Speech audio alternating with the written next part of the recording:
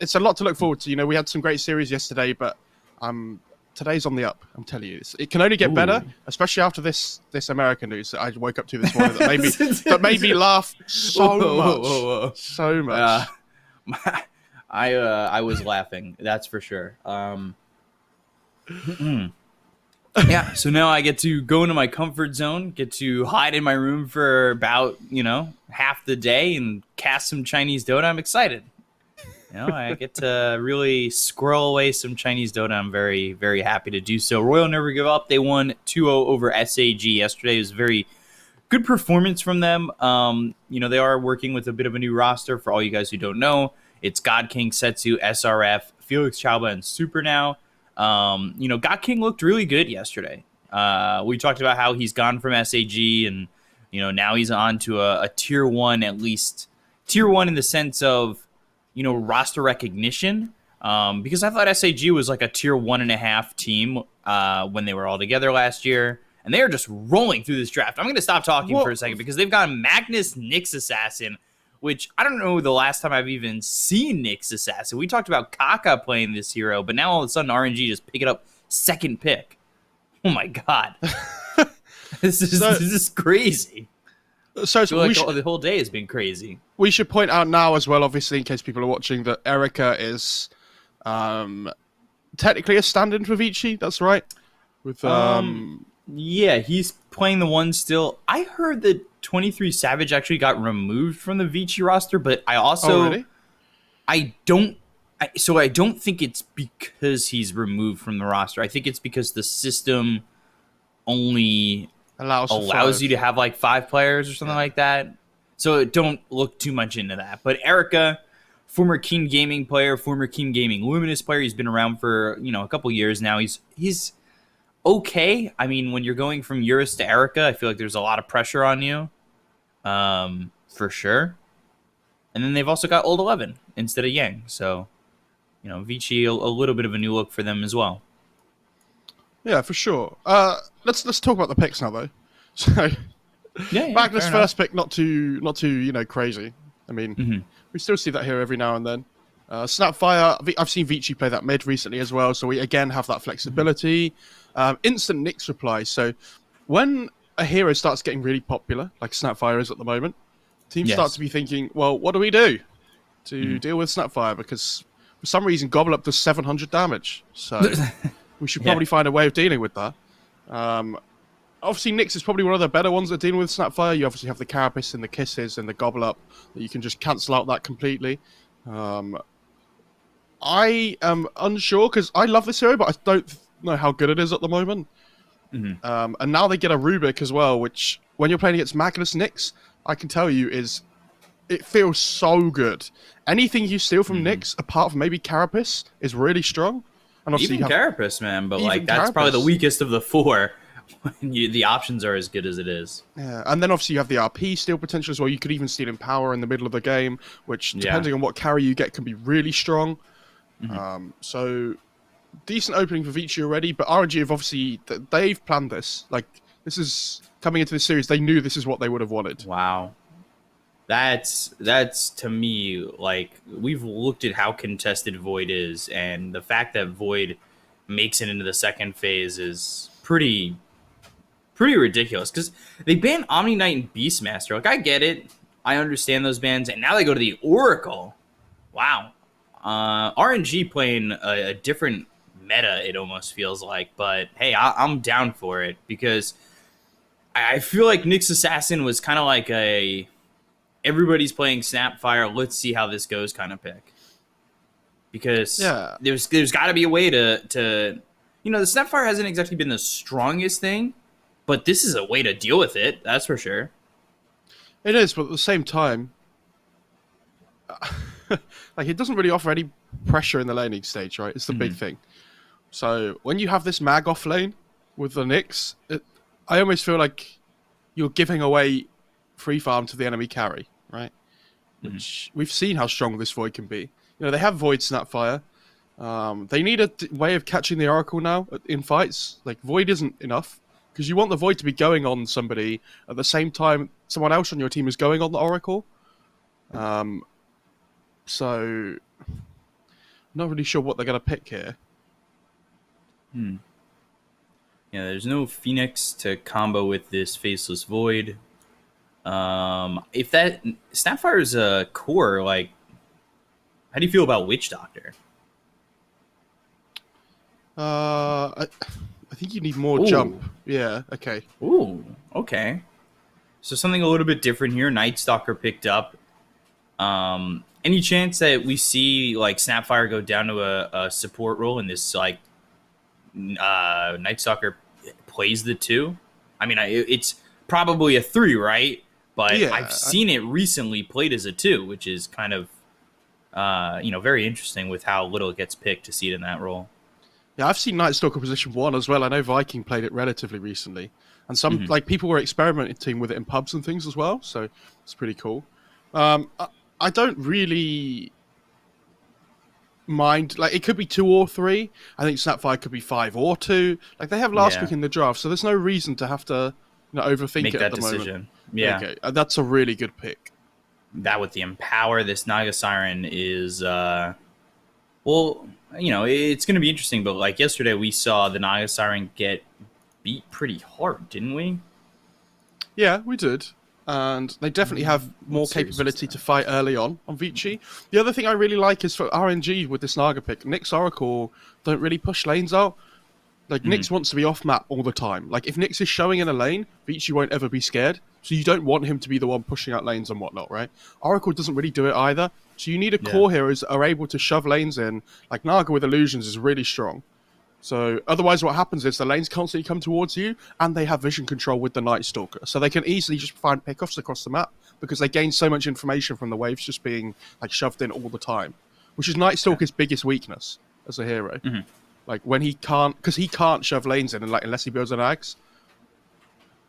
Which, true. I mean, yeah, that hero is bonkers when your rest of your team just shove waves in, and you can like find pickoffs from where they're trying to like deal with the split push. Ban the Zeus, ban the Leshrac, maybe ban the Mars here for Vici. If it's going to be like a mid-mag, you go to ban the offlane Mars for RNG. I know we saw the Naga Siren yesterday with I think like Mars, Witch Doctor, and a couple other things. But, Mars separating the fight, something that you might want to get rid of. Potentially. Unless they want to go for it themselves. But I mean, Vici need way of dealing with illusions from the Naga. RNG need like tempo mid game control. It's really hard pick though. They do ban the Mars ban, right? Yeah, I'm happy with that. But now we'll see what RNG want to go to. They seem to think it's mag mid though. I wouldn't mind Underlord here, right? A little wave clear. Pit of Malice is always nice. It's okay. I think they need more like. I don't know, because if it's mag mid, then the Underlord's okay, I guess. I mean, it could be Underlord mid. Maybe something like Batrider might be interesting for RNG. Like, you go like bots BKB, and you just run at them. Bots BKB, jeez. Or like Veno, potentially, but it feels really sad against Night Stalker. I feel like Veno just kind of gets run down, regardless of, having Gale and Poison Sting. But I think you need somebody that builds these 5-on-5 teamfight items as well. But you also need like a little bit of like magic damage for your lineup. You want to be able to threaten the void early, because at the moment RNG don't really do that.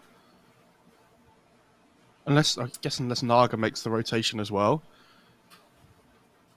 I still think, for me at least, I think Underlord kind of fits that a little bit. But okay, so Void Spirit gets picked up, and then that most likely moves the Magnus to the 3, right? It could still be an offlane Void Spirit. It's not like that has to change. Yeah, I don't mind this. I mean, it's something that threatens the void. It gives them this magic damage. It gives them wave clear as well. Because at the moment, Naga needs like a little bit of time to come online. Mag needs a little bit of time to come online. So they need a hero that can make plays on the map. Oh, okay. God. It's a really good Monkey King game. Yeah. And Ori's really good at this hero. Yeah, he is.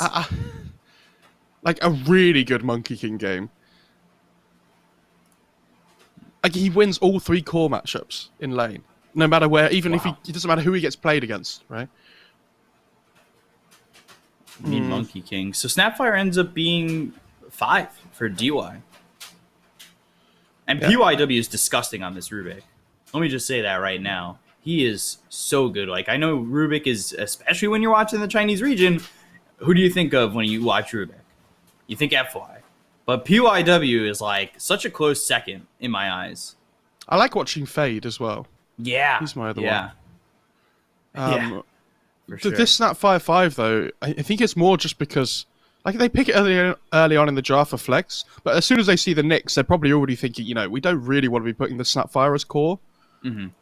So I can't wait to see like what this mag Knicks does in the laning stage. I'm assuming the Knicks is just going to pull waves and things to try and upset the creep equilibrium because they can't really fight into SAPPHIRE Void. It's not going to work. I also really want to see how well his Void Spirit does against Monkey King, because I feel like Monkey King does really well in that matchup, especially when he hits like level 3. This Naga Oracle combination could be pretty good at level 3. Yes, yeah. They have... Like, that could be pretty disgusting. I feel like Rubik Nightstalker is pretty good, though. Yeah. Like, not just right away, but they shouldn't die. Like, Nightstalker's really tanky. I always just think about the level 2 Purifying Flames and how good it feels to just snag kill after kill with that. Yeah, they might like look to bring the Knicks down to their safe lane relatively early as well, potentially, to find some kills. Like with the Oracle Knicks Naga. But they need the Naga to get some levels first before they can make that move. So I'm excited for this. RNG playing their second series. Vici debut in the group. So we'll see how this goes. Erica in the 1, as obviously Vici had announced the 6-man roster. And 23 Savage was playing with Among Us, which they played and got 3rd place at the BTS Southeast Asia event. Prepare for battle. But we'll see how long it takes for, if and when 23 Savage, I guess, shows up to the Vici roster, right? Yeah, I mean, I have no idea when that'll be, but you'd hope it was rather sooner than later, because well, that was such a hype like thing when it got announced. Well, I just think about like Ali and you know, a couple other guys who play in the Chinese region who are from Southeast Asia, and what, you know, the fact that they're not with their teams yet. You know what I mean? Yeah. So I do wonder when and if 23 Savage is going to eventually join this Vici roster. And on top of that, nothing to do with this best of 3, but when are we going to see 4 a.m. play a game of Dota? Gotta be patient. They're holding. It's all about building the tension first, you know? I know, but the day we heard about that roster, Mo, I called you on Discord. I called you on Discord in excitement. And that was 2 months ago already. I was in my old house. Oh my god. I remember. I was just like, Mo, I gotta call you right now. It's crazy. It's gonna be 2 for 2 for Ruse. Okay. Yeah, it was, but, you know, gotta hold out. Patience. It's the name of the game. I know. I'm trying. Trying the best I can. So there's an observer ward on the Rubik still, which is surprising. You normally see people like run down and put them straight away, but interesting. Puts it down, and Super and God King up here. God King on this Naga Siren. Is this a hero that's gonna utilize the God King Sanjinyasha style build, or could it utilize that God King Sanjinyasha and then dismantled build? I don't think you want to go Halberd this game on Void. I think I'd be very surprised, because I think against on the Naga, right? On the Naga. Would it be worth going Manta Halberd? Oh, what am I? I need to wake up. What is? Yeah, I don't. It's first minute of the first game, though. I think when you're playing Naga, right, you don't ever really want to go hell, but like it's not in the hero's like kit, if that makes sense. Yeah, that makes sense. I got you. I understand what you're throwing down here. I mean, he'll probably think about going Diffusal this game. Do you remember we saw the Skadi straight away yesterday, second item after the Manta? I think he'll consider going Diffusal more than normal, because it's a decent Diffusal game. I can't believe Oracle's got a pull-off at level 1 as well, by the way. He just gets a free small camp's worth of XP for himself. It was such an odd Naga game yesterday, too, because it felt like, we only heard, like, one song. It was, Void Spirit odd. Getting low mid, Setsu. When in that 8th Remnant, Ori pops himself a salve. Right now he's dealing with a Wraith Band as well as a shared Tango, so his regen is low, but... Oh, he's actually just got boots coming his way. Yeah. He's looking for the lifesteal here on the Monkey King. Yeah, okay. So they changed... something we should talk about here. They changed Monkey King... I can't remember how long ago it was now, but... They changed it so he wasn't so reliant on his Jingu for damage output in the laning stage, or for like sustain, sorry. So they reduced the damage on Jingu, at, like the early levels especially, but they gave him more base armor. So if you'll notice, he has 6 base armor to work with here, which is really high, especially for a hero that dominates lane anyway. But you don't output as much pressure with the Jingu as you used to.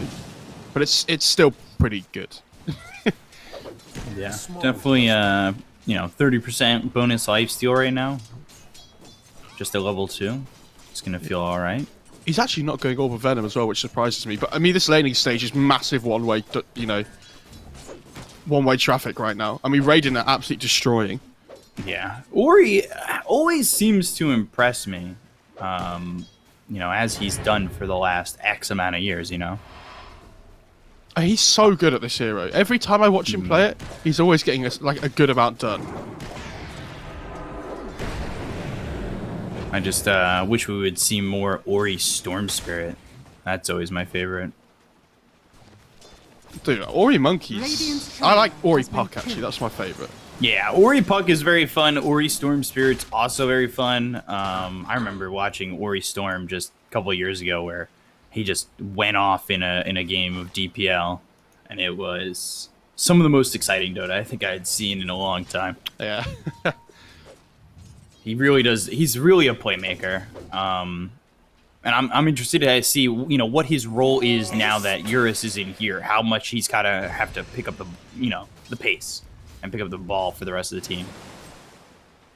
I've always thought about that if you were a player, like how much pressure do you feel when roster changes happen?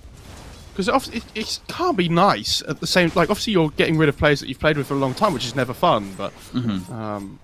yeah, like you say, how much pressure do you feel when a new player comes in and you're already an existing member of that squad? How much do you feel like you have to step your game up and allow this new player, like, time to adapt into the team? Like, something like that, and also something like the Chalice situation, when Ame left and Chalice went from 3 to 1, like... Chalice in the beginning of his career, he was a 1 position. He played for Max Y, and he was a 1 position player. But he was playing 3, and played 3 so much better than he played 1 previously. And then all of a sudden, that's the pressure. Ame's gone, and now you're the guy. You're the guy in the 1 position that everybody has to kind of rely on in a way. So yeah, that's why this point in the season is always very exciting. Like the shuffle went ham this year for Chinese Shuffle, and it's very exciting to see it when it kind of first starts to get the ball rolling right there, like right now. Telekinesis on a God King, chasing him back towards the tier 1 tower. It is nighttime, so they go into the trees. An interesting position from God King. Fortune's in out onto the Night Stalker, but the Fade Bolt there from PYW to get first blood. God King ends up dead, and I think maybe perhaps if he had gone upwards behind the tier 1 tower, maybe he would have survived. I mean, you have to know this is going to be happening, right? With 5-minute mark approaching with the Night Stalker. Like, you need to make sure you're protecting your Naga, and they haven't done that at all. And PYW's done a really good job on the Rubik. Have you seen what he's doing at the moment? He's stacking double camps. Stacks. Can he get both? Yes, he can. Yeah. And there's a 4 stack now on that big camp. Wow. I think it's a 4 It's a party. Radiant's middle tower is under attack. But he's not taking XP away from the Night Stalker. So like it's 6 minutes in, and Night Stalker's about to hit level 6 as well. Yeah. Which is really scary if you're RNG. Sometimes you see like Night Stalkers struggle in the lane, and they hit that first night, and that's where they kind of bounce back. But you know, Old 11's had a good start, and it's nighttime, and he's bouncing even further. You know, doing a very good job thus far. Sitting at 40 and 11, and when you look at the net worth, he's top of it.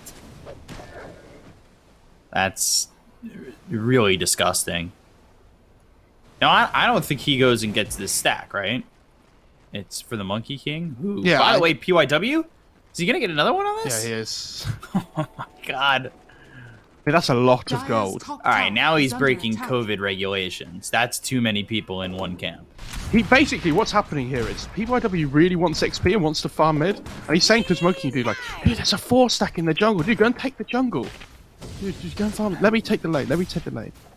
Or he's There's like, a 5 stack. Okay, now let me take the lane. Or he's like, "No, dude, I'm quite happy. I'm just chilling." PYW's like, "No, definitely give me mid." I actually have a ward that spots Ori at the moment.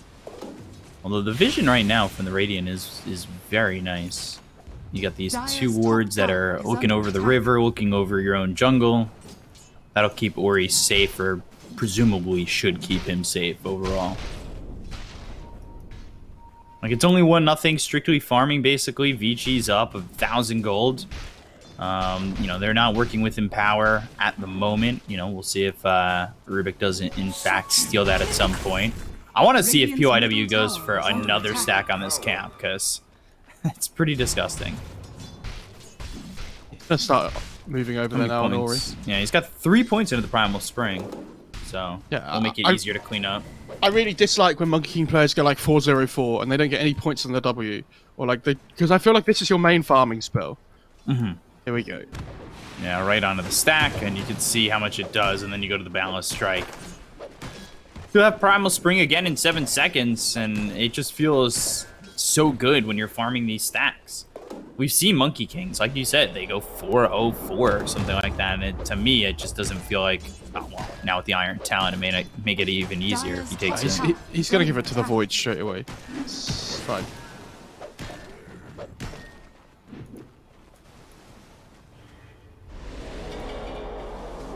Spring once again. I mean, this is so much gold and XP, yeah, because the Rubik's taking mid at the same time. So it's not the fact that Monkey's taking XP, it's the fact that Rubik's getting the XP. And the stat gold as well, but... Because now he's almost level 6, and it's not. We're not even 10 minutes into the game yet. So now the tome can go to the SAPPHIRE. Yeah, the tome goes to the SAPPHIRE, and to add to that, Rubik, if he gets a quick 6, all of a sudden he just walks over to the Magnus. It's like, I don't think Magnus is going to expect him to walk over and have spell steal already. Gives up the Empower, you give that to the Faceless Void. Like, that could all of a sudden turn pretty massively in your favor for Vici, right? Yeah. I talk about it quickly. So Vici, Old 11 just took the top tier 1 tower. He's level 8 at 9, almost 10 minutes into the game. He's got 2 skill points held on the Night Stalker, so he's waiting to see. Like, he's got a point and ult available if he needs it. And I want to see him make a rotation, because he's taking this top tier 1. Like, yes, I know you want to keep the pressure onto the Naga, but start moving across the map, right? Like, trying to find openings, especially with your SAPPHIRE now that SAPPHIRE's going to take the tome. If you have this damage with Mortimer's Kisses to work with. Yeah. And you want to just start running at this Naga, I think. He is going Ags. Okay. Yeah. It's an absurd amount of pressure that's going to come out from Vici, especially once his Ags gets built. He's already a component in. That means he's got 3,200 gold, left on it. It feels... It's 1-0, and I know the game seems slow, but pace-wise for Vici, it's good. Kisses comes out as well as the Chronosphere onto this Magnus. They don't get the kill onto either. They'll look for the Fortune's End. Time walk forward, and SRF's able to skewer away, but here comes Old 11. I just hit level 6 off the tome. Oh, the silence. Yeah, silence, super. He ends up dead. They're going to dive the tier 1. And now RP gets used onto the Night Stalker. It's a little bit far from Old 11. He needs to get out of the hands of Setsu and SRF. Fire Snap Cookie actually brings him closer to that Aether Remnant. Would PYW end up stealing? He ends up stealing Spike Carapace. Not bad. Only gets them the kill onto the Oracle, but you can already sense the pressure coming out. Yeah, they want. I think they want to start running at the tier 1. It's the big thing, like mid. This bot lane's like, yeah, the kill doesn't work with Chronos, fine. Like, Void just go back to farming. Let's start pressuring mid. Try and open up the map towards like finding the Naga's jungle. Ooh, Goking's gone Midas, by the way. Which I think he has to this game.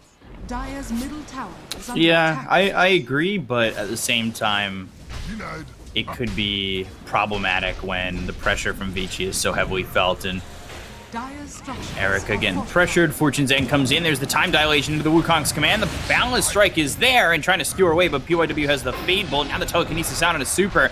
He'll steal the Fortune's End, throw it over onto the Oracle. Erica gets the kill on a super, and 2 die on Royal Never Give Up for nothing.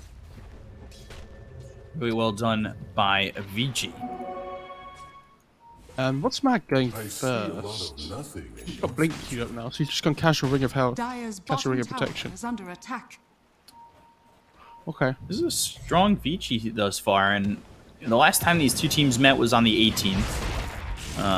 You know, that was the China Dota 2 Pro Cup Season 1, and Vici did in fact take the 2-0 over RNG. And that was the only series RNG lost in that group stage of that event. For me, it's going to be interesting to see what item build the Void goes for, I was going to say. Because the way this game's going at the moment, you know, Naga has Midas. Nightstalk is going for these Aghanims, which means that he probably sees this game going a little bit later. And we talked about how this hero's main problem is wave clear. When he gets the Aghs, it's completely different, because you can shove waves quickly with the AoE Void. Radiant's bottom tower is under attack. Oh, mid lane. Boundless Strike. Now they go on the Void Spirit. Mortimer's Kiss is coming in. And Astral Step, left and right. Aether Remnant, locking up Old 11 for a second. The False Promise is used on Setsu to keep him alive. Fortune's End thrown to Old 11. Not really much of a deterrent. He's actually just doing his namesake, stalking in the trees, in the sky. They don't have Dark Ascension now, though. It's about to run out. And Oh my god. By the way, PYW has a level 4 Empower stolen. Telekinesis Spike Carapace comes out. Felix Shaolin in a little bit of trouble with the Balance Strike from Ori. Now they've got the Silence from Old 11. They see Setsu and they don't want to continue to chase. But the Aether Remnant and the Astral Step forward. Setsu gets the kill. Nightstalker a little bit too far. A little over aggressive, and he really wants this Axe pretty quick, so. Purifying Flames, Fortune's End, Felix Chauba coming out. Boundless Strike, and they've got the Vendetta, but what the a great Chronosphere on it chrono. too. He gets stunned up. They've also got the Song from God King, but with the Wukong's command down, they get the kill into Felix Chauba. They look over at SRF. PYW, he'll still skewer. he tried. Erica moves forward for super, but he won't do anything more. The Mag tried to skewer the Monkey King out of Wukong's command, but he got hit by an Aether Remnant at mid-skewer, which like stopped him from getting moved by it. That was pretty unfortunate.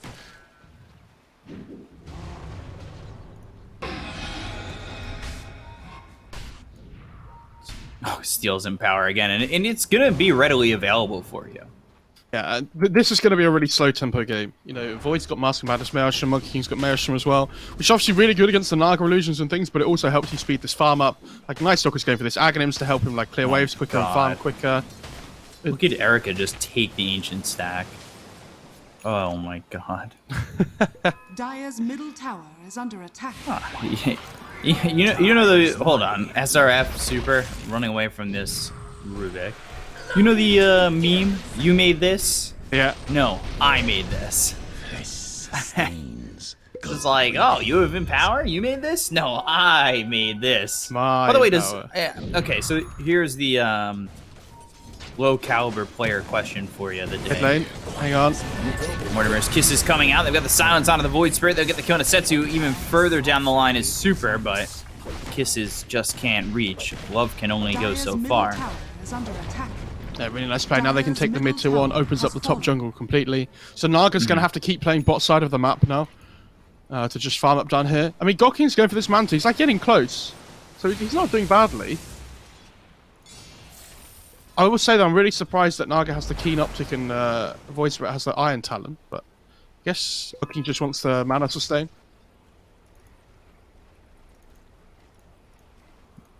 What is Ori? He's going Axe on Ori. Okay. Only 1,200 gold away from this Ags for old 11. I was watching a clip from one of the games I cast a couple years ago when he was young 11. Back in the day. I think it surprises me whenever people name change and they're a pro. It takes a long time to kind of like adjust, right? Mm-hmm. Maybe Somnus, Paparazzi Eurus, Young 11, Old 11. Cat Feces, Cat U. Oh, Big Daddy.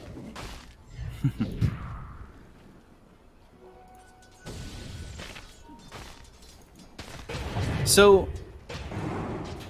top lane, old 11. Oh, okay. They're gonna catch old 11, and they got the stun, but they have the damage. Pops that Dark Ascension. They're gonna start running at the Naga straight. Like they want to run at the bot jungle, and they have Chrono available. I think God King's in trouble. Yeah, God King. Oh, mid-song! Trying to sing the Song of the Siren, but keeping your lips sealed is the Chronosphere. You can't sing when time doesn't move.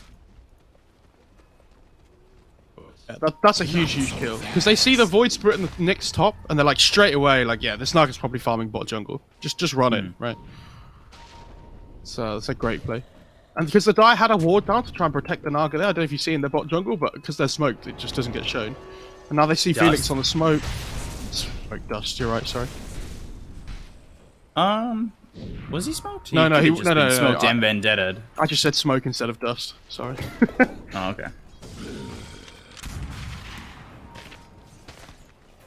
Pupil's Gift, Vambrace, 2 mighty fine items. Although people don't really like Pupil's Gift that much. RP on the POIW, but the Fire Snap cookie. Yes, Carapace. Oh my god! Now things are getting pretty dangerous for the Dire as Old 11 comes in. They'll use the false promise on a Felix Chaba. The Astral Step right across Old 11. Since he's trying to get away from this one, but he's got no more charges left in the Astral Step. The Balance Strike hits onto the Oracle as well as the Nyx. Time dilation, slowing these heroes down. They get the Kona Super as well as Felix Chaba. They look over at Setsu. They'll take a third. They lose nothing, and the lead extends for Vici, dominating for Erica. Do you remember what I said? Stealing Carapace is probably the worst out of the 4. Not there. Well, it is, but not. Yeah, this fight. I mean, Carapace just completely changes everything. Now they're gonna run at God King again. God King silenced. It's not gonna matter if you pop that Manta, and they will get another kill onto the Naga Siren. Back-to-back kills. Old 11 now finishing off the Ags. Ori, he's like 1,500 gold away from his Ags. Yeah. So in that fight, he stole Carapace just before the Void Spirit went in. So he managed to Carapace stun the Void Spirit off the first Astral Step, which is real sad for the this Void Spirit. This hero that really relies on his mobility and his awkwardness around the fights.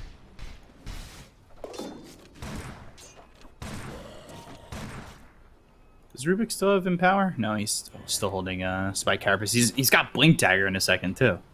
I mean, PYW is massive. God. Yeah, he's got so much farm. Look at his net worth. His farm is, compared to the Magnus, like, who's got Empower to work with.